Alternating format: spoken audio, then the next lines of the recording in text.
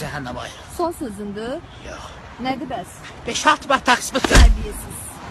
50 epizod heç olmasa. 29 yaşı var, hələ getməyib ərə.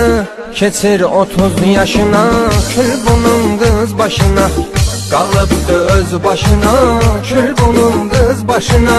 Kızlar bak hocam beyin çənir. Biz oğlanlar deyirik ki futbola bakan kız ürəkdir. Futbola giden kız başka şey qatan, başka şeydir. Siz niye demirsiniz ki qaşına alan oğlan qardaşdır? Sürmə çəkən oğlan ürəkdir.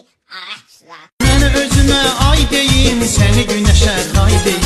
Gəl sənə lay lay deyim, uyu sevgilim uyu. Mən özümə ay deyim, səni günəşə tay deyim. Gəl sənə lay lay deyim, uyu sevgilim uyu. Ay Allah, sen kurbanım. Qabaqdan 14 fevral gelir. Sevgililer günü. Ne olur 14 fevralı 29'a kesilsin. Öküz böylük. Yerdi ki dördüyle bir kız taparım. Amin.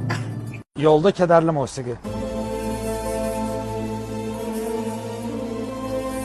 Şam musiqi.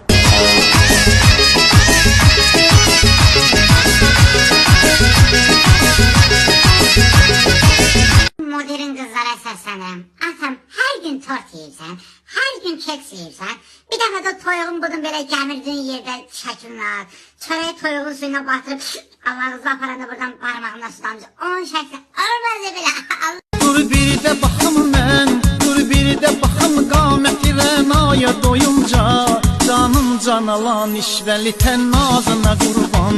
Hey hey deyəcəm yar sənin o nazına qurban. Hey hey. Mənlə əllə qolla danışma, əlvi çək. Çəkməsəm nə olacaq? Qıdığım gələr. Desəli. Elə elə dəli eşək.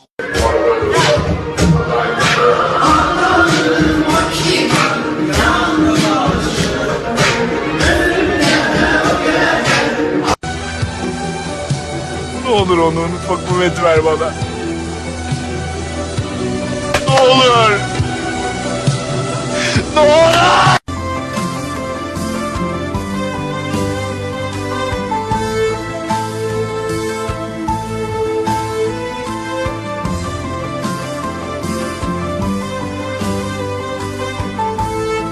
Emin, mənim bir sevgilim var.